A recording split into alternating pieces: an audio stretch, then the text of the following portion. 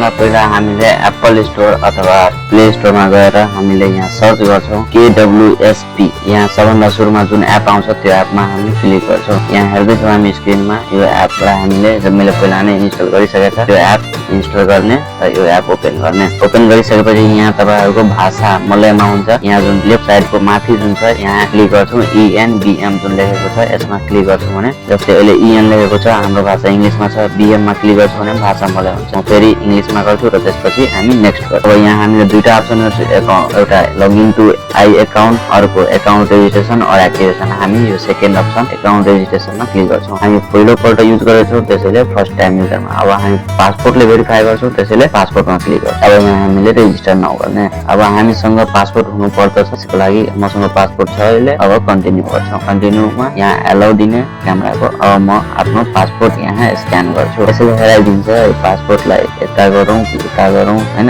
के हाम्रो पासपोर्टमा गडबड भइरहेको छ, लाइट रिफ्लेक्ट भइरहेको छ कि के भइरहेको छ। यसमा हेराएर बमोजिम गर्नुहुन्छ भने तपाईको डकुमेन्ट त्यसले लिइहाल्छ। डकुमेन्ट लिइसकेपछि यसमा नाम आफै आउँछ, पासपोर्ट नम्बर आफै आउँछ, कन्ट्री आफै आउँछ, जेन्डर आफै आउँछ। र यसपछि पहिला हामीले सिलेक्ट गर्छौं कन्फर्म, कन्टिन्यूमा क्लिक गर्ने। अब यसपछि हामीले आफ्नो मोबाइल नम्बर दिनुपर्ने हुन्छ। यहाँ मलेसियाको मोबाइल नम्बर सबै आउँदै र अब आई एम नट रोबोटमा क्लिक गर्ने र कन्टिन्यू गर्ने। अब हाम्रो मोबाइलमा एउटा ओटीपी आउँछ, ओटीपी यहाँ हामीले राख्ने र कन्टिन्यू गर्ने। यति भइसकेपछि हामीलाई सेल्फी लिन मन छ, कन्टिन्यू गर्ने। अब यहाँ हामीलाई आफ्नो मुख अलिकति मुस्कुराउने, स्माइल दिने। त्यसपछि यसले हाम्रो सेल्फी लिन्छ। अब सेल्फी लिइसकेपछि हामी यहाँ आफ्नो युजर आइडी र पासवर्ड राख्न मन छ। यहाँ हामीले आफ्नो युजर आइडी आफ्नो मन परेको हिसाबले राख्ने र त्यसपछि पासवर्ड राख्ने। र युजर आइडी र पासवर्ड राखिसकेपछि हामीलाई यहाँ एउटा इमेज सिलेक्ट गर्न भन्छ र त्यो इमेज सिलेक्ट गरेर हामीले एउटा सिक्रेट की राख्ने। त्यो सिक्रेट की राखेपछि पछि हामीलाई त्यो पासवर्ड बिर्सेको खण्डमा यो हामीलाई काम लाग्छ पासवर्ड क्लोज गर्नको लागि। सिक्रेट फेज राखिसकेपछि त्यसले यहाँ आफ्नो डिटेल कन्फर्म गरिसकेपछि कन्फर्म गर्ने र त्यसपछि एग्री गरौँ। त्यसपछि हाम्रो एप सेटअप हुँदैछ। यहाँ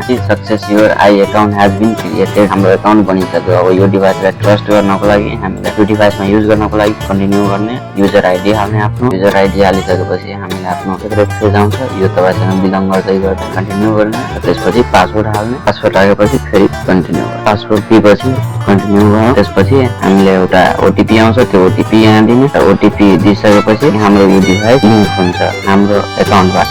अनि अर्को अकाउन्टमा हामीलाई खोल्न फेरि ओटीपी चाहिन्छ, अर्को डिभाइसमा खोल्न। यहाँ मेसेज आएको this device is successfully link to your user ID. अब हामीलाई पिन भन्नु छ राख्ने 6 डिजिटको, हामी पिन राख्छु यहाँ। अब त्यसपछि बायोमेट्रिक तपाईको फिंगरप्रिन्ट फेस अनलक लगाउन मन भयो। यो जस्तै यहाँ हेरौ मेरो अकाउन्ट खुलिसक्यो।